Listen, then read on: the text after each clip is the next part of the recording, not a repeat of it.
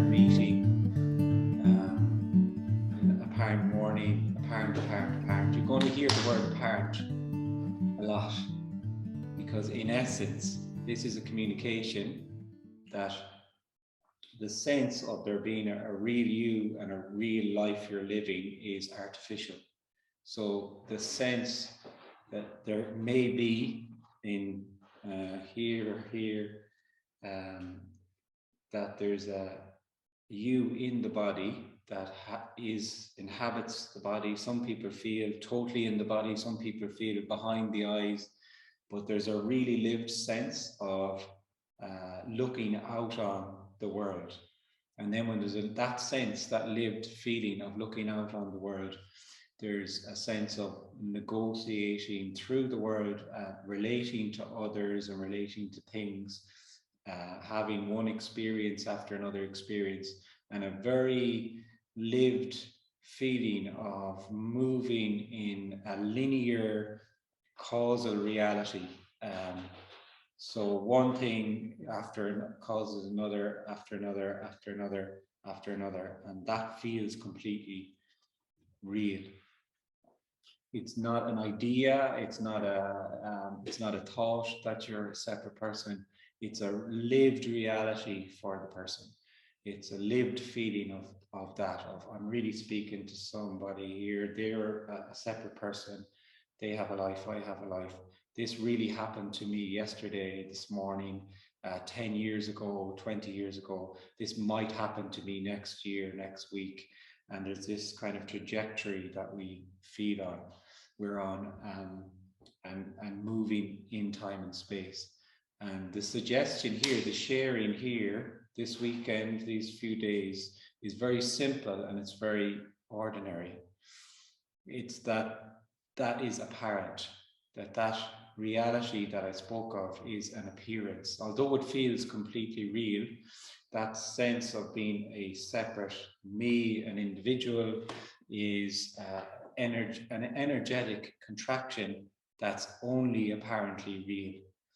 And in that sense, or from that perception, there's a huge dissatisfaction and a huge sense of unworthiness and a huge question. And the huge question really is, why have I lost everything? Why have I lost wholeness? Because there is, in that reality, there is me and the world. There is a real world and there really is a me. And the question then is why? Why have I lost wholeness? Now the person wouldn't really verbalize it like that or think about it like that. But for the purpose of this communication, that's what we're boiling it down to. That's the question. And the suggestion here is, you will hear suggestion after suggestion, millions of suggestions of what you are looking for.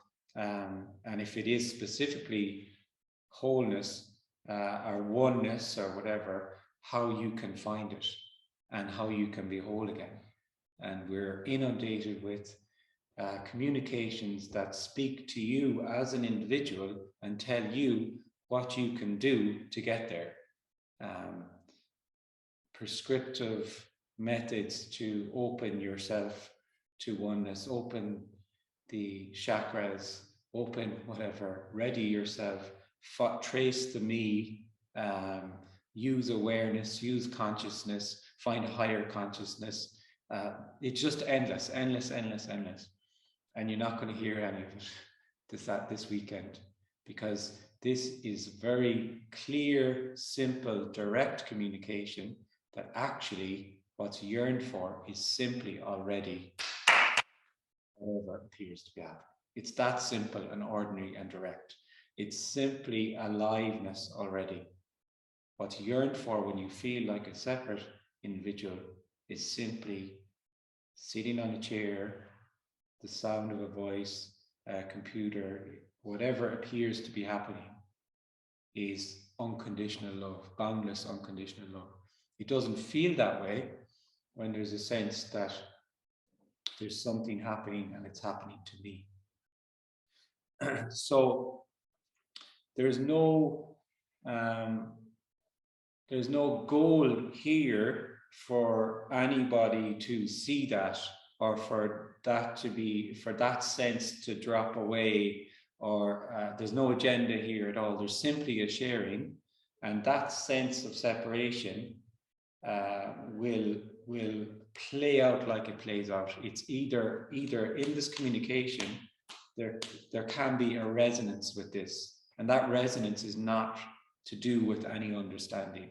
There can be concepts can be exchanged over the next few days, and if there's a just staying with the concepts, then that's what's appearing to happen. That's not good or bad or whatever, but there's something other than concept, other than understanding, other than the mind, which is a resonance, and that resonance is indescribable, and it's the seeing from nobody that there's just simply already energy. There's just simply whatever is appearing to happen, and that's unknowable, boundless, nothing being everything, indescribable. So nothing will happen to you because it can be seen that there is no you for something to happen to. And it can be seen that this is nothing appearing to happen, that it's totally beyond the mind, it's totally beyond understanding.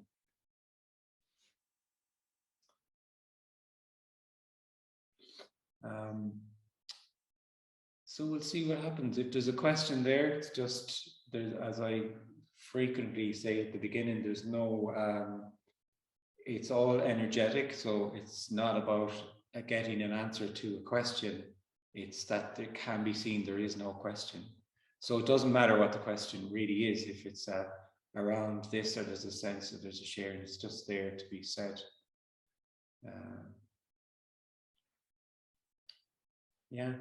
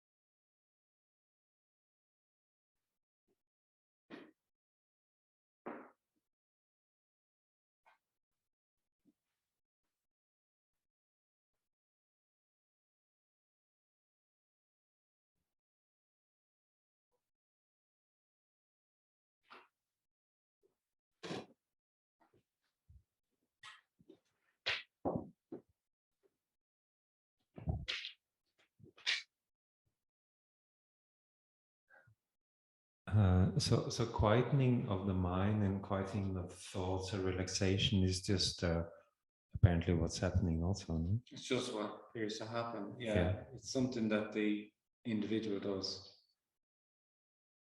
Do you mean that if the mind seems quieter. Oh yeah, sorry, it's something that it's just what appears to happen. So if there's a sense that that's what's appearing to happen, that's just what's appearing to happen. Yeah.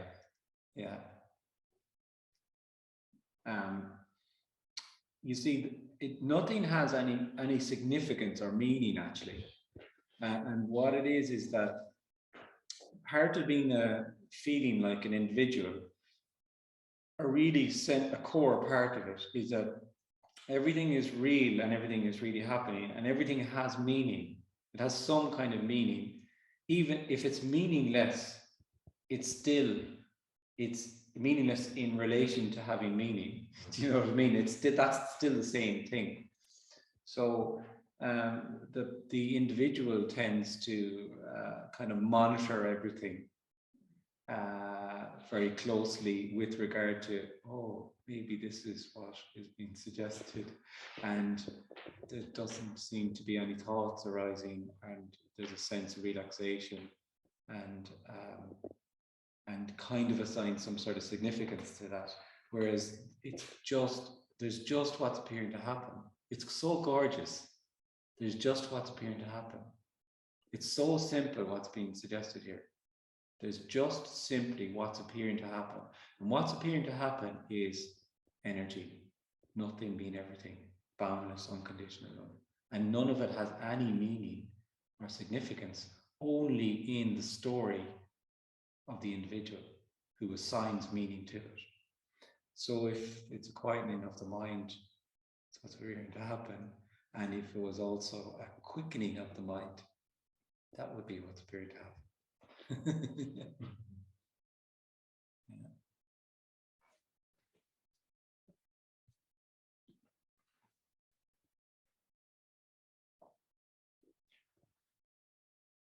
There has been, or this talk about glimpse, and I was sometimes wondering,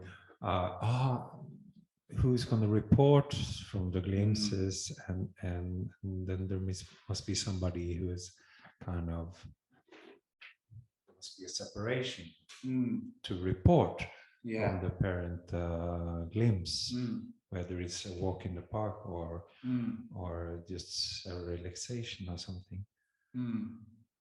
So do you mean that if someone is no longer there to talk about the glimpse, are saying that they no longer feel separate, they must be there to talk about the glimpse? Or is it that to talk about it, I don't quite see what you're saying. Okay.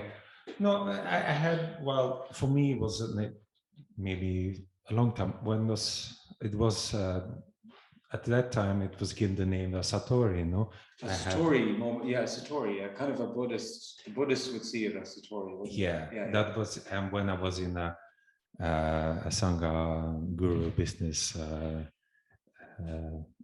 happening, and then after a residential or a retreat, I had a immense, experience, or whatever you call it, relaxation, totally stillness, and then super sensitivity, no urge to do or move or anything, but still there was somebody there who could report from it. I was I completely get you. Yeah, totally. That's the way it is. Yeah, that's the way it is. So and then I hear, well, it comes into a comparison, no? But then somebody is walking in the park, and then there is no me, and then you finishing walking in the park, and then the me comes back. Apparently. Exactly. Apparently comes back.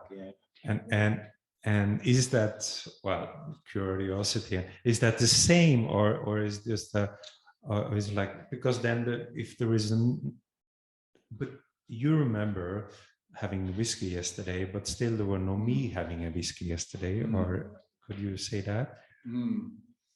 Let's not talk about the whiskey, because it kind of, I've got this spiritual image that I'm trying to protect. And it's kind of, you're damaging my stock here. So wish. I know. So the way it is with glimpses is, So there's a sense, there's a really lived sense of feeling that there's a me or an individual, and you're moving through life, and then whether it doesn't matter, it can be a walking in the park or buying a liter of milk, or it can also be at a satsang. This is the beautiful thing about it. Why not? Yeah. Why not? And then it's just that it's indescribable, a sense of kind of it's undeniable. The first thing is, if it's a real boom of a glimpse, it's undeniable. It's undeniable that this was something else that was outside my normal kind of daily experience was seen, and it's just, but wow, what was that? And then because what it is that a different way of the way the individual would look at it logically is that something happened to me, a satori or something. And we were talking about different religions and beliefs the last 2 days, and the Catholics would perhaps say the Holy Spirit descended on me, and some other religion would say something else, Kundalini moment or whatever it is, different thing, doesn't matter. But the logically the thinking on it would be something happened to me, and that's the way it would feel. And it's the opposite way around, in that nothing happened. It was that felt like a you, a me, collapsed. So it wasn't a gaining of something, it was a loss. Now it's an apparent loss because it's not actually really real. It's an appearance, the sense of being separate, I mean. So that loss is that sense of being separate appears to collapse. There's what you call an awakening, a glimpse, whatever.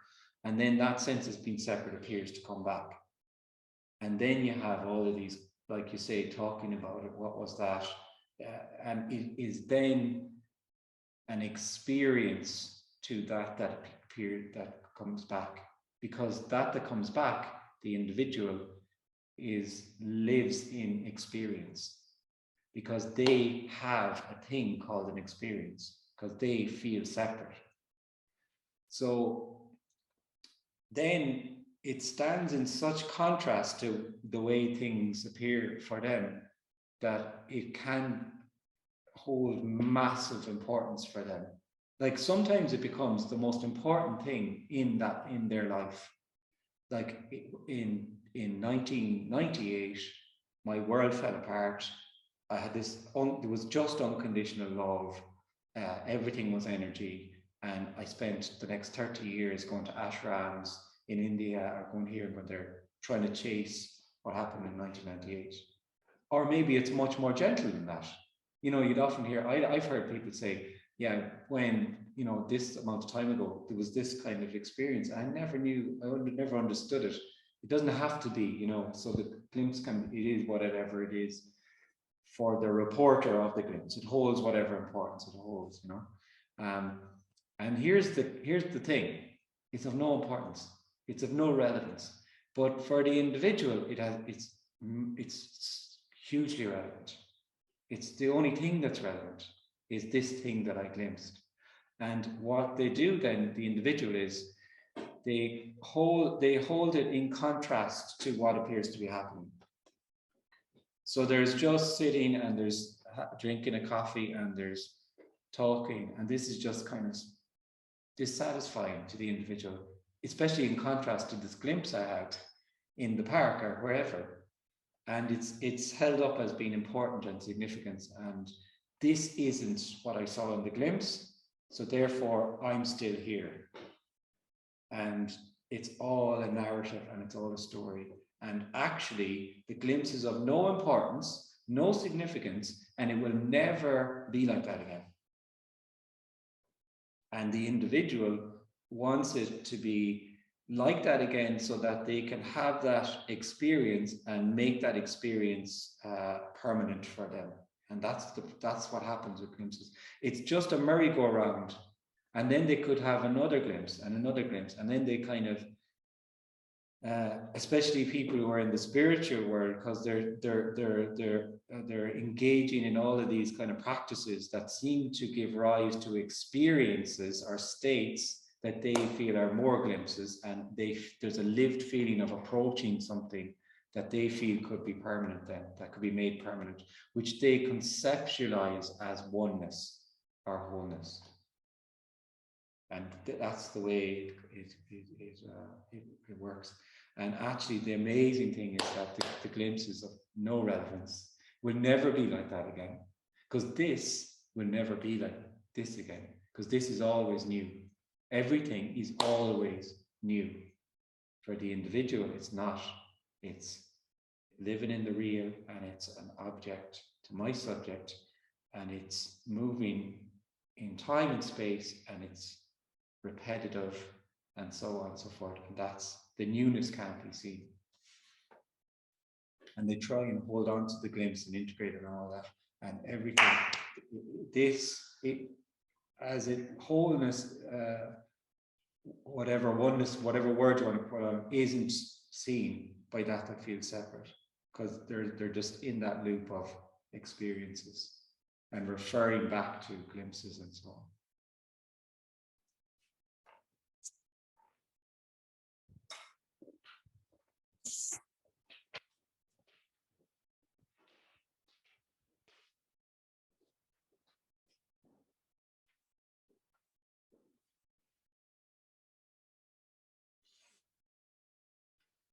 Like what's being suggested here is not a state, does not involve any kind of state at all, or experience, which the individual is quite baffled by, really, because they just live in one experience after another experience and compare experiences to each other, and then take the experiences that are particularly, fireworky, and think that that's the oneness that Kenneth's speaking of, or someone else is speaking of. And that happened once, but it's not now, because I'm still here. So it's all just a narrative that keeps going. And all the while, this is just unconditional love. And hello, I'm here. It's just simply whatever is appearing to happen already. It's never left. It's never been anywhere else. It's inescapable. But then the individual appears to be lost, looking for it.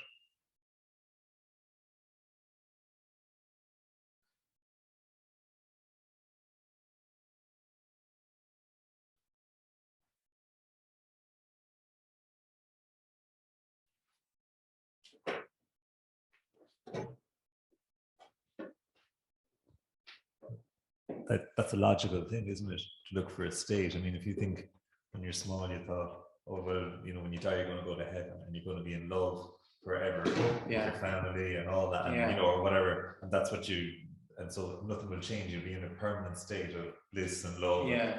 But if you actually think about that, I mean, imagine if you were put like in a permanent state with your family locked in a room forever. Usually that happens at Christmas, all families have it. Usually by about Stephen's Day, an enormous fight breaks out. Hair being pulled out. Yeah, it goes absolutely crazy. But so you don't think beyond it. You think, oh, I'll just get to that state, and then you go, well, it sounds, and there'll be fields and paradise, and it sounds nice for a week's holidays, but after a couple of months, a couple of hours. That's exactly it. So you don't think beyond do you know what I mean? Yeah, completely. Yeah. Like how boring to be in a state of bliss. Yeah, all the time. Like what utter shite, really, when you actually even drill into it. Yeah.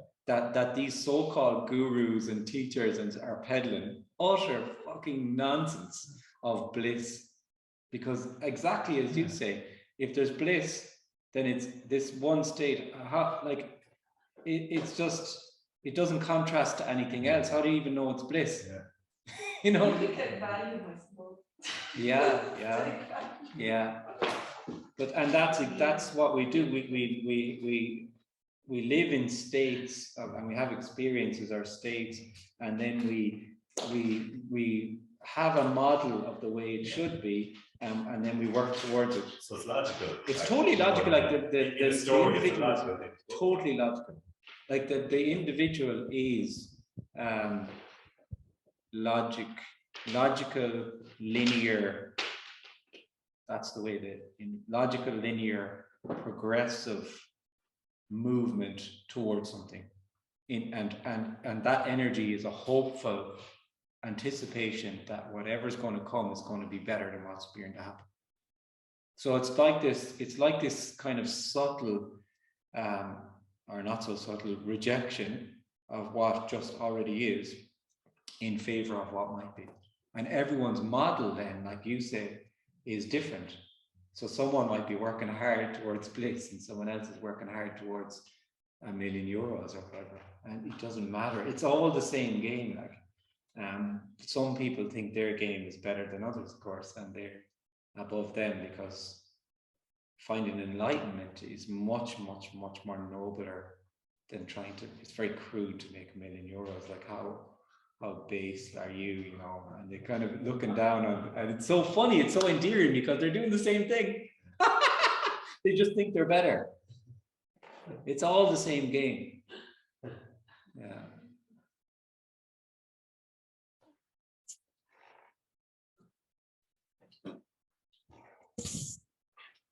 So I need some help. I just have contact You've come with to the wrong place. Oh, yeah.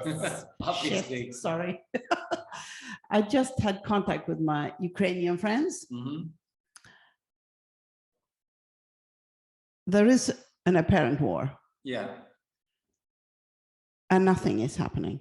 This is nothing appearing to happen, and it appears as war and appears as peace. Yeah.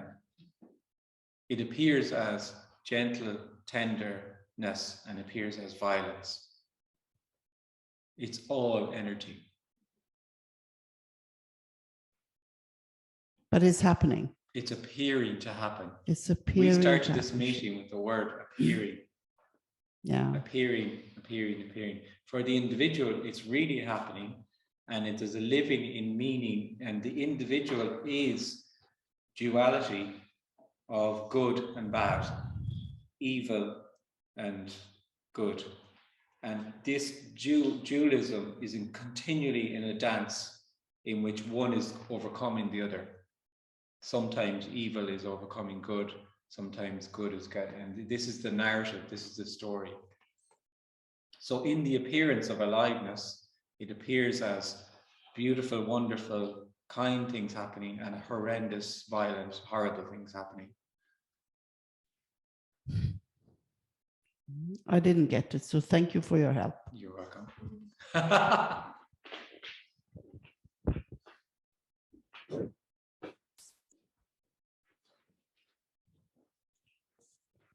Something was hanging from the first question. Like this bliss is like kind of a state, no? But in a glimpse, there is no state. It's just a glimpse of. This is a question, no? No, it's totally fine. This is what this whole thing is for. If you have to, just say it. You know, and it doesn't matter. Don't ever worry about saying it wrong or it doesn't come out right. It absolutely doesn't matter. Just no, because what like Tony. Well, we can report. Tony said, I had a glimpse in the park many years ago. He says, no. And then, was that a state of bliss, or it was the?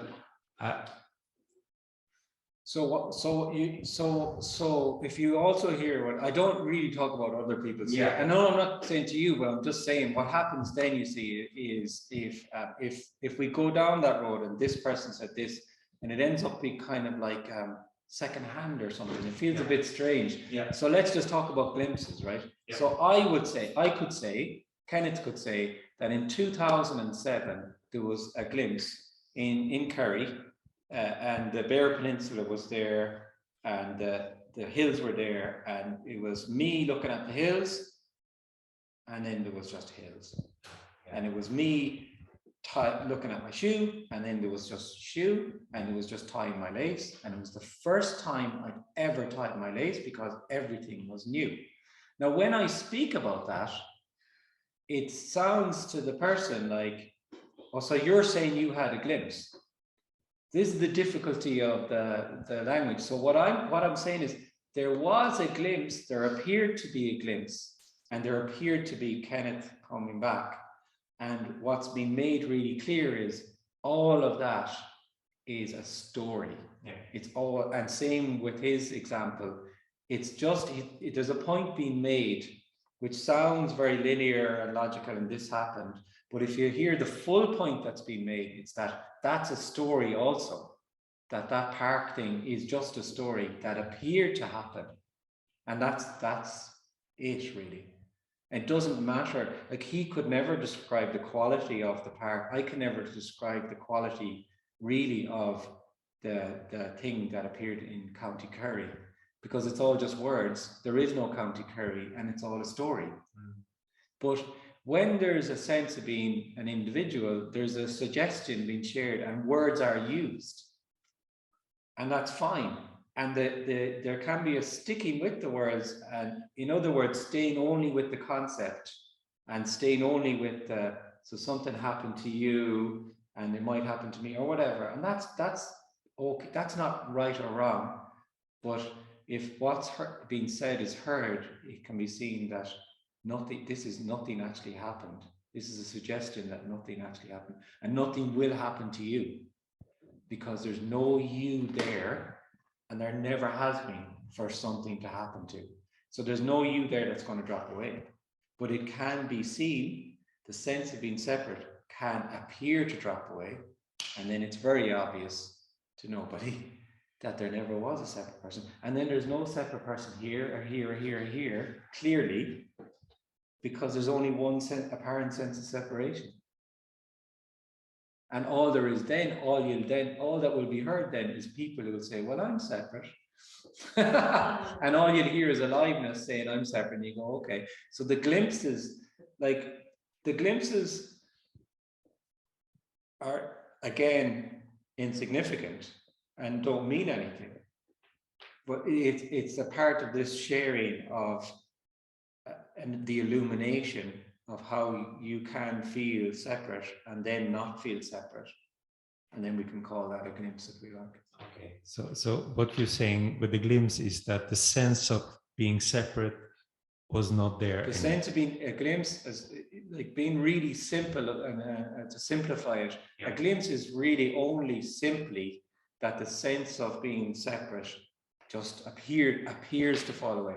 So therefore there's boom, everything just then, instead of things being subject object and me looking at a door over there and a gentleman here and a lady here and a computer here and blah blah blah blah blah, there's just aliveness. And aliveness is gentleman, lady, chairing, computering, door, and the difference is not describable. It's the same and it's completely different. And so any kind of glimpse, that's all it is a sense of, not a sense of feeling separate, then there's no sense of being separate. And then when the sense of being separate appears to come back, there can be sometimes it's a gentle kind of contrast. It's like, oh, what was that? That was kind of strange. Or else sometimes it's just completely explosive to the point that the job is gone, the house is sold, and the ashram is awaiting in India. Do you know what I mean? So it's, and then you have people saying that. Then I just write the book because so I'm just contrasting how it can be. It could be very gentle, and none of it has any meaning.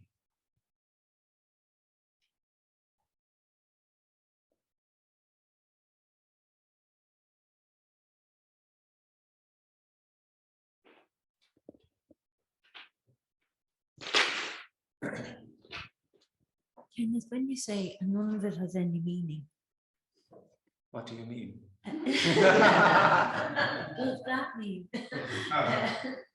That it doesn't have any meaning for the individual. You know, that the me can't take it and make it something special to the me in some way, but that it has no meaning at all whatsoever. It's like they seem to me to be different. Okay, so yeah, that's just what's appearing there, that they seem to be different. So when I say there's no meaning, I mean that there's no meaning. Oh, that's fine. Free fall. You don't know what's going to happen.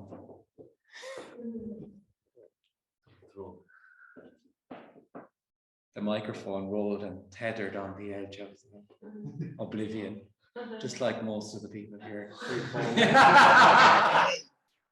having a grand old time, tethered on the edge of death. Come on in and tether on the edge of death. So there's no meaning in that. There's energy. Energy is nothing being everything. So it's just so immediately just hands clapping, voice, it's over before it begins. It doesn't actually it doesn't start and end, because it is and it isn't. And it's so immediately just what it is or appear and what it isn't, that there's no room for any meaning at all. And meaning is very clearly then an input from the individual in the story, and is an aspect of the story, because meaning is the glue that keeps the whole story together, the whole narrative stuck together. And that's why your narrative is different than Patrice's narrative, because the meaning of what you're both walking down the street and you do something together, and the filters are different. So what you pull out of that and what you pull out of that would feed one story, and the other would feed another story, and therefore the meaning would be even subtly different. And that's all it is. So meaning is totally part of that, and that is very, very frightening to the person. Everything being meaningless is terrifying to the person, really, because they live in meaning. So it's the same fear of your absence and fear. For some, everything being meaningless is exactly the same fear of them dying, because things have to have meaning. They have to, in that play of opposites. Yeah.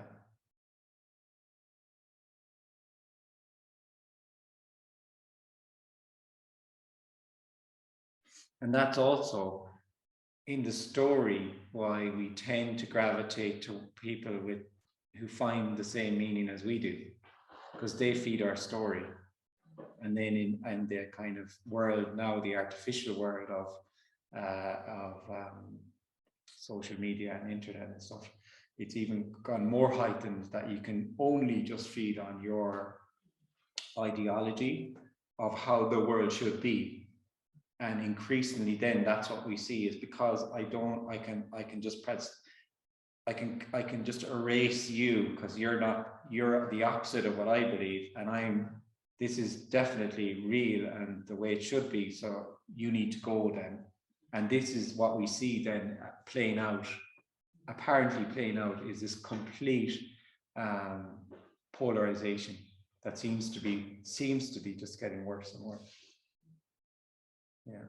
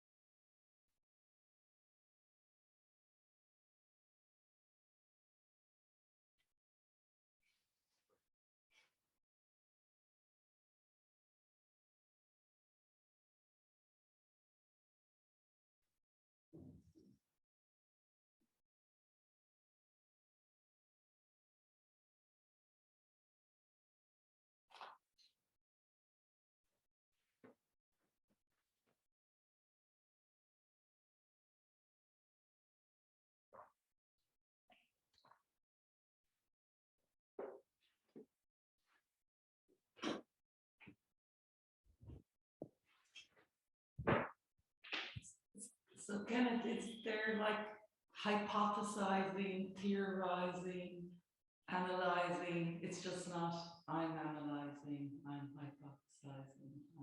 Oh, I mean, there's just aliveness. So like there could be like see, it would then just be an idea, totally, yeah. Opinions appear to happen, but it's just it's nothing. It's just energy.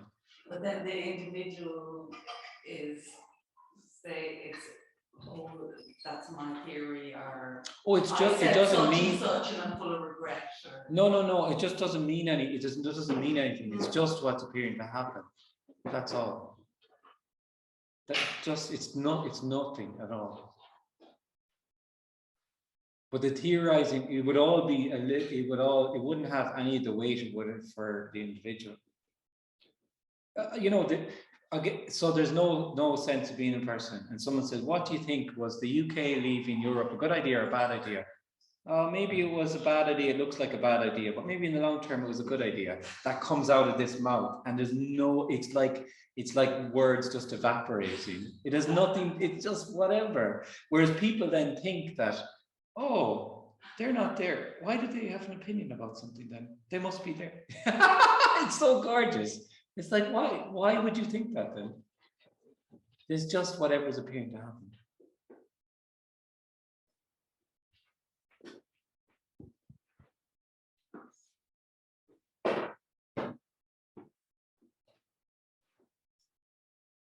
It's unbelievably free because it's all just a play of light. Everything that appears to happen goes from being real and having meaning and being either good or bad to it's just a play of light then. So it's just what appears to. It's not describable.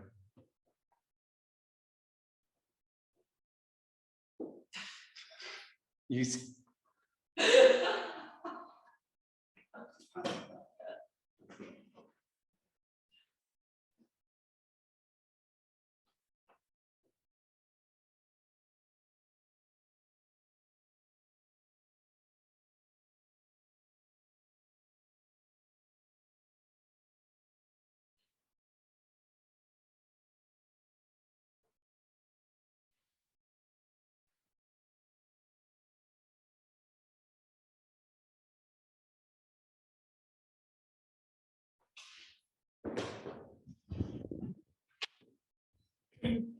It could seem like what is going on in this circle, in this room, talking, is different from what's going on outside this room. And it could also be seen that there's no inside this room or outside, and there's no room actually. Yeah.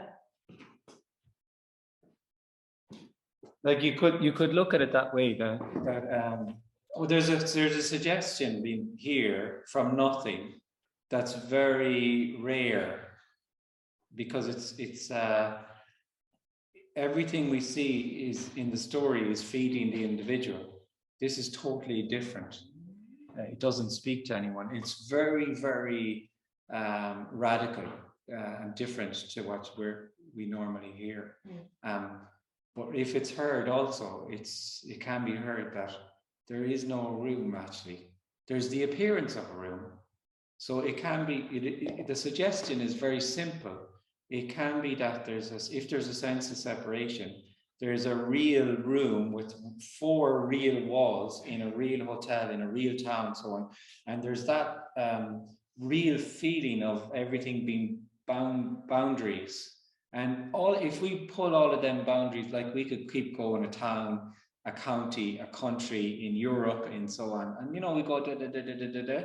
And if it can be seen, those come back to a boundary of me and my skin and then the world outside of me. So when there is that really felt feeling, there's a really felt feeling then of really sitting in a real room, so on.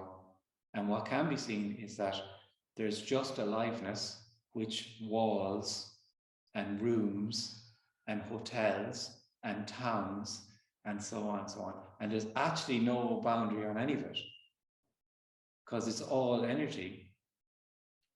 It's just energy, that's all it is. And that sense then of not speaking, feeling separate is what's been illuminated here, but can't be described. It either resonates, and this what's been suggested resonates, and is seen or isn't. So there's either a feeling of being feeling real and being in the room and is really happening, and you know, or else the suggestion is seen and there's no sense of that. And neither are, one isn't more significant than the other. And anything can also, because there's only apparently time also, and only apparently space, it's also that this can, there could be sitting here and then watching TV tomorrow, and it's like, oh, because there is no tomorrow. Do you know what I'm saying? Our next week, and there's just having a cup of tea, and it's that's just what's going to happen, and that, you know.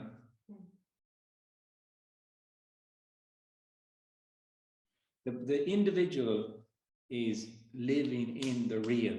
They feel real and they're living in the real. So this is for the individual, this is a real meeting that's really happening, and everything out there is really happening, and it's a lived sense of time and space. And that's the dissatisfying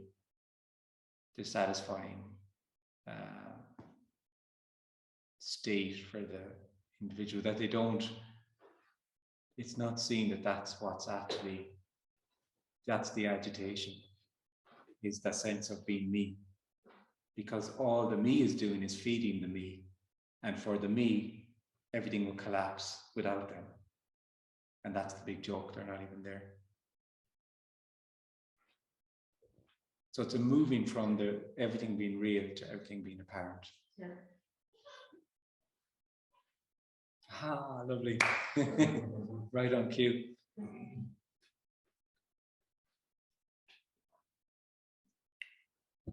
Everything is, it's very obvious, and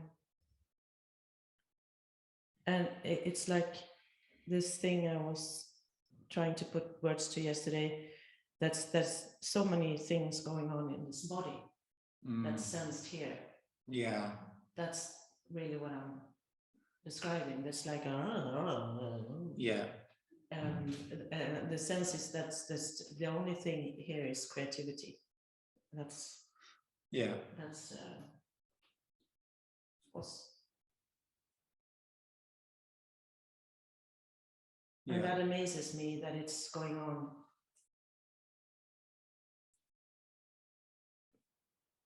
Here. Yeah. Yeah, that's what's happening there. Yeah, then exactly. Is energetically. Yeah. Yeah. Yeah. And it doesn't seem like it's lost outside, or that there is. Oh, but there is. Yeah, going back to what you were saying. Yeah. Sorry, going back to originally what you said. Actually, Yeah. Fundamentally, there is no outside Exactly. or inside. That's also, really what I was trying to answer your Yeah. question, or what? Not your question, but your point is. It's that's more hitting on it more clearly. Maybe that there really is a lived sense, if you feel like an individual, that we're inside the room and there's an outside the room. Yeah. So there's life out there, and then there's this life happening here, which is really just reflective of the sense that I'm in here in the body looking out on the world out there. It's the same thing. And that's the suggestion, is there is no out there. There is no out there and in here, because outer and inner are a play of opposites that are an appearance in the story. And it's gorgeous, and it's a story. There's no outer, inner. There's no good, bad. There's just what's appearing to happen. There's just energy. And then the adventure. Then the adventure for nobody. The mad, full-on adventure for nobody. Simple, inescapable aliveness. That's it. There's nowhere to get to. There's nothing to know. And it's very obvious to nobody. There never was anywhere to get to. And there never was anyone to get there. That there's justice. It's too obvious, it's too ordinary, it's too. And when there is a lived sense of there really is an out, there is outside there and there is in here, then that's just what's appearing to happen.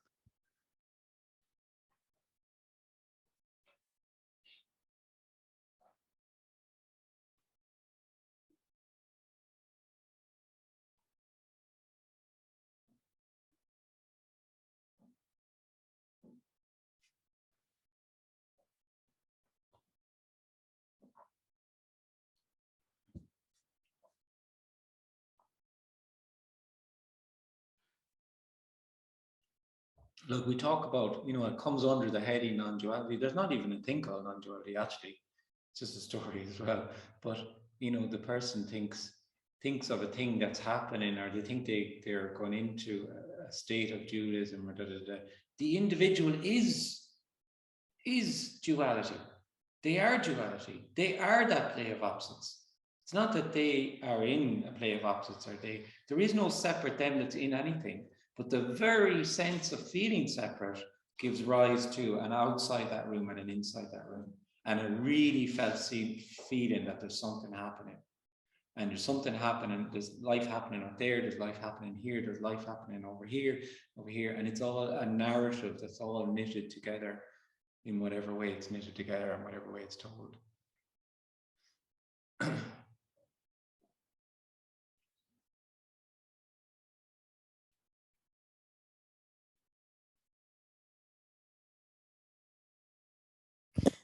What makes the big difference? Because I can see like there's always somehow been an seeing of that what is the reality and what is the paranoia and the fantasy, and that's just not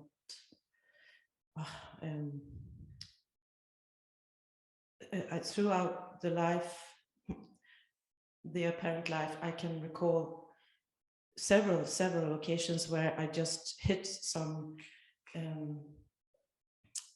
it was just too much of the paranoia, of the contraction of everything, so I just snapped out of it.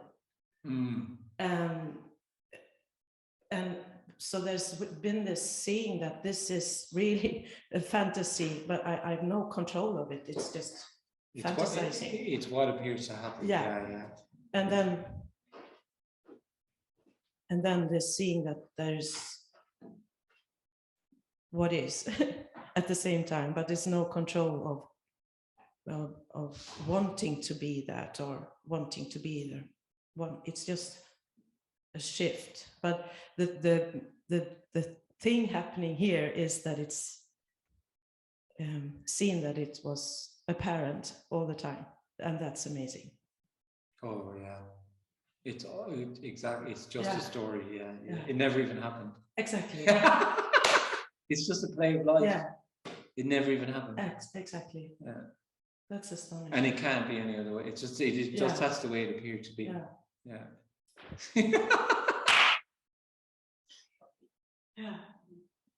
Yeah.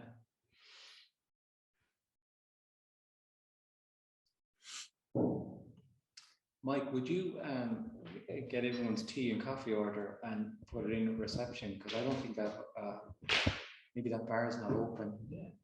And then we can, when you have it, and it's probably going to take 10 minutes, then we'll have coffee. That kind of makes sense, doesn't it? And then, because just for people on Zoom as well.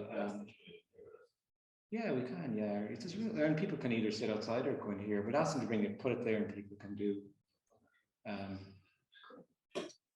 And then, because by the time that's all done, because I know this crowd here are just riveted. Karen is hanging on me every word.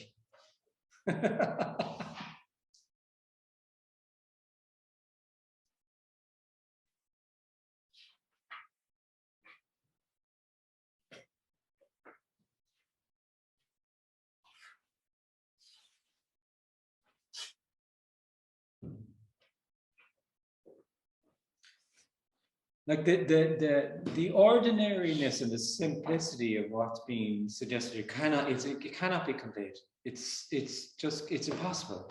It's just so impossible, and it can often be just so shocking, just so obvious to the individual, the current individual. It could not be more simple what's being shared, which for the individual, it's like everything, their whole lives, they've lived in complexity of getting somewhere. It has to be some way complex and difficult, because that feeds my sense, my lived sense that I can someday get there. So simplicity and ordinary is just no, thank you. No, thank you. Not for the individual. No, no, it's too simple. Yeah. We sometimes see that reflected in what appears to happen in life, that these big things, sometimes if you actually boil them down, actually is very simple. But then we overlay them with complexity. Yeah, because that gives a meaning. Yeah, like, I mean, if you could pick anything, for instance, if the apparent the crash in 2008, right? And the subprime mortgages and the this and the that. If you actually boil it all down, it's very simple. Very, very simple. Greed. Money, greed. Some people making a shit ton of money and taking things off people who have nothing. Very simple. But that in the story, it's all very complex. And was this insurance and that insurance, and it's layer of complexity. And in that complexity helped to feed the narrative of the story and helped, it's just the whole thing, and then boom. And it's all smoke and mirrors, like. And that's an example, but it's also just that didn't even happen either. It's just a story.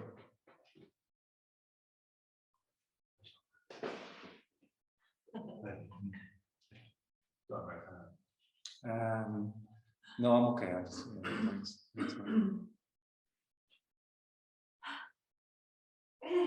Thanks, Mike. Cheers.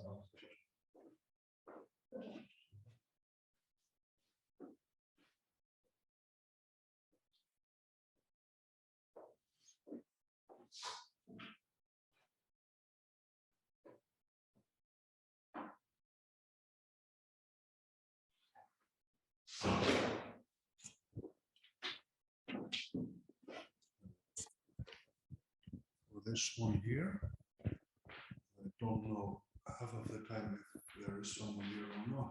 Yeah. What I've noticed also, You bring that up. Yeah, what I've noticed also is the decision of doing or something has to be done, and the decision of it is born way back, and it rises quite slowly, and then it kind of rises from the deep, and you don't even notice it, and hardly, and then there starts all the fuss. Oh, okay, yeah. Am I going there? Oh, yeah. No, I'm not going. Yeah, I'm going. Yeah. But the decision is already made. Oh, yeah, way completely, back. completely, totally, and utterly. There's just what's appearing to happen, and it appears then there's a really felt, lived reality for the individual that they are in control. They are a person who's in control, who is making the decision.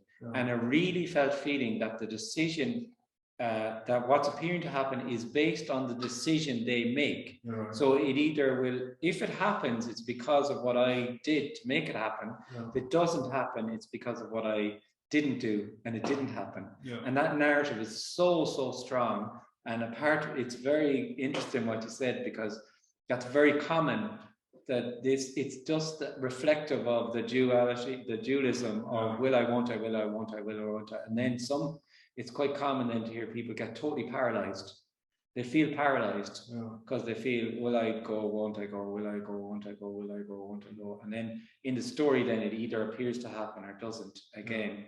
But this suggestion here is that there's only energy, just what's appearing to happen, and you're then adding yourself to it. So that's just the narrative, the blah blah rah of an artificial energy of me.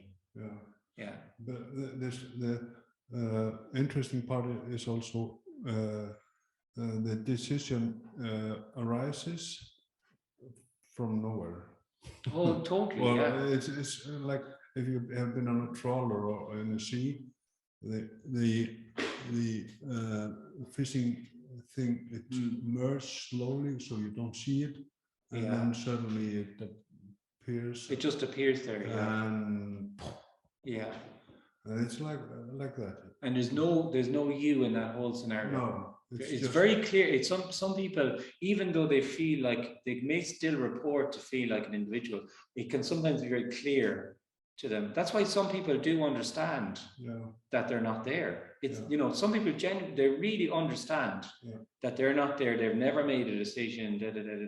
But if that was in some way significant, then this communication will be different, because I would be speaking to people about communicating in a manner in which they could understand they're not there.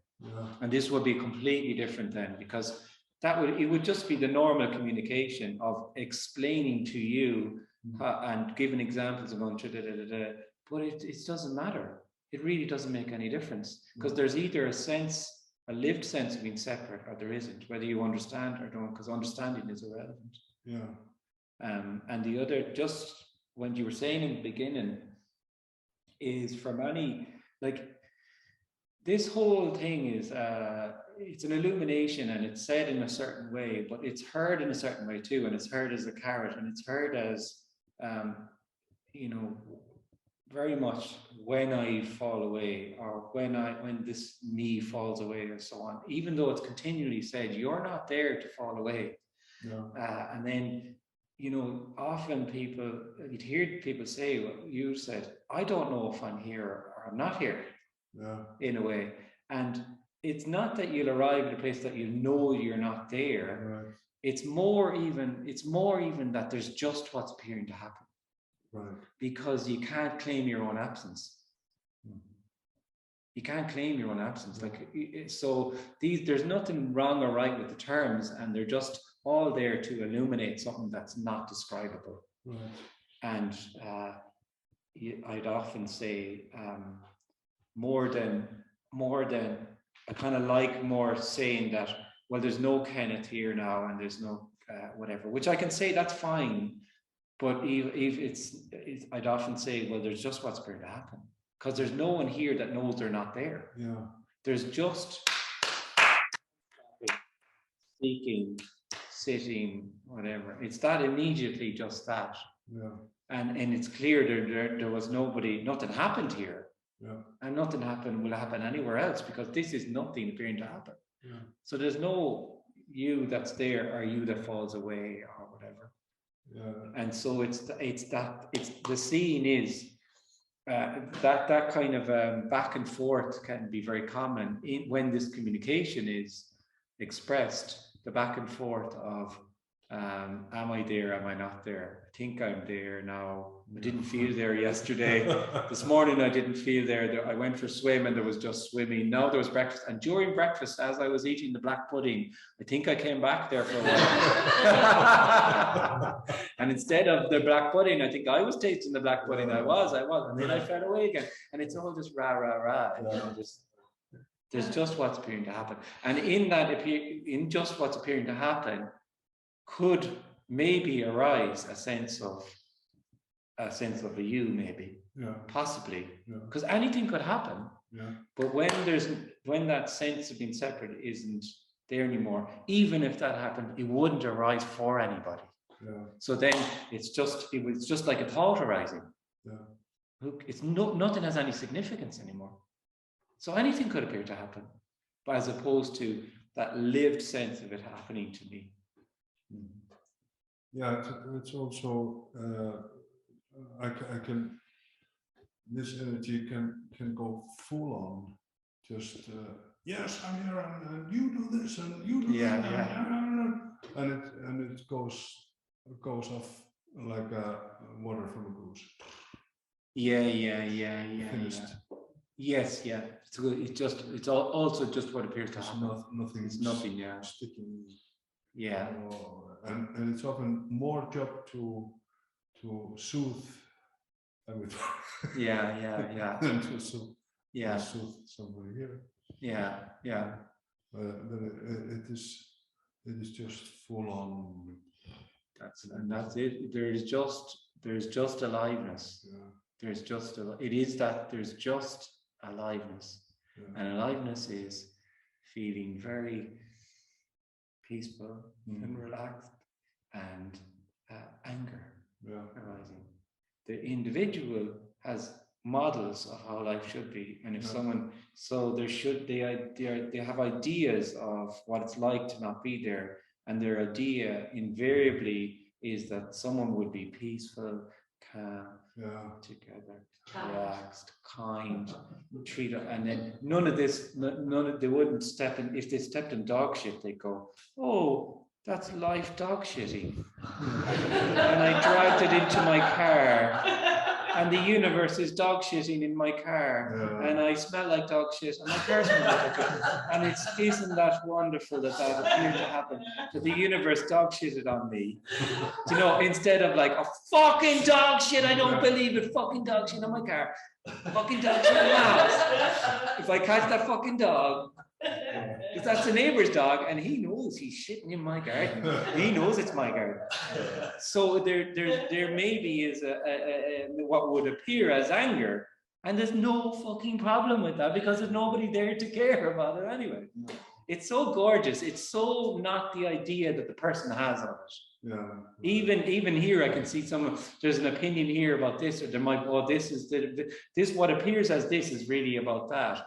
And when but why is there opinion about this then? It's gorgeous. It's like, why the fuck not? It's just an idea. It's just an expression. It doesn't matter. Nothing matters. No, it goes full of. Yeah. What the fuck? Yeah. And the next thing, I love you so much. Yeah. But it also has a poetic kind of. There's some energy or whatever in it that is quite poetic. Everything is quite, you could say poetic, in the sense that poetic in the sense that it is and it isn't, and when it's not knowable, it has that quality of boundless creativity and in loveness to it that is somehow evoked through poetry. I think poetry, I think at its essence, poetry is kind of singing of what's being said here, because poetry sings of what can't be sung. As opposed to maybe more descriptive narratives that are more explicitly breaking down everything in the world of knowing. It kind of evokes things, and that's at the heart of poetry. It kind of is this sense that, well, it can't be said, so I'll point at it. And because it's been pointed at in that way, it can be very, very, very evocative and very be energetic in that way. It is. You can see it in like a lamp. This lamp is made in China. He is and he's 2,000 walls or something, blah blah blah. And there is also a poetic aspect to it. It's very soft, and none of this. I don't know. Yes, because it is aliveness, it is energy lamping, energy cheering, and this is what a lot of the most beautiful poetry is, really just an unloveness with what appears to be, and speaks of that. And that is sense then. Like poetry is digging into the absolute ordinary. And in the narrative of poetry, it's illuminating the extraordinary in the ordinary, right? And this then is an illumination that there is no extraordinary or ordinary. There's just energy, which appears as opposites only when you're an individual. It appears as extraordinary or ordinary, or special or not special, or good or bad, or inner and outer. And that's all. That's all a play of light. All the opposites are a play of light. But you can get there quite close with poetry, I think.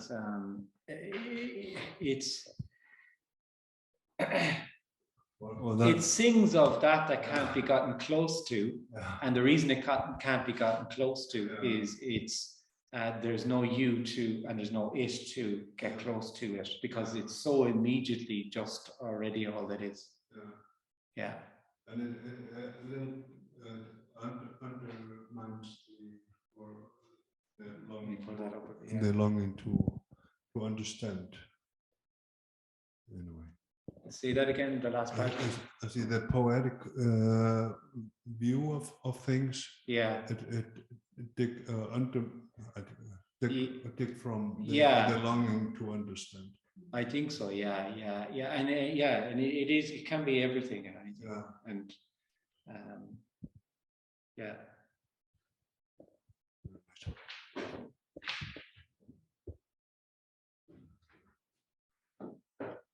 I wandered lonely as a cloud. But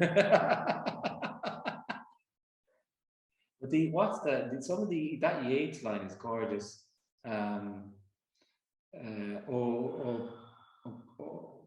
Oak tree, great rooted blossomer, or am I the leaf, the blossom, or the bowl? O dancer, o body swayed to music, o brightening glance. How can I know the dancer from the dance? It's just, I mean, I remember as a child, like a young teenager, just the hair standing up my head. And I didn't know what it was something there. How can we know the dancer from the dance? Right. And there's something beyond just the lovely rhyming scheme of it and everything, because it's evoking. How do you know the dancer from the dance? Right. Because you only in the known, in the living, in the known, in the world of separation, is there a dancer and a dance. Yeah. There is no dancer and a dance. Right. There's dancing. Yeah. And that's like, this is aliveness is dancing, and then the sense of separation is a sense of a dancer who is dancing. Yeah. So there's what's appearing to happen, dancing, and there's a lived sense of I am dancing. Yeah. There's clearly nobody dancing. There's clearly just dancing. Yeah. And it's too obvious. Yeah. It's too obvious. It's the emperor's new clothes. This is like, this communication is the emperor's new clothes. It is too obvious. And that's why it's just overlooked. I was reading this poem maybe 2 weeks ago. Oh, were you? Yeah.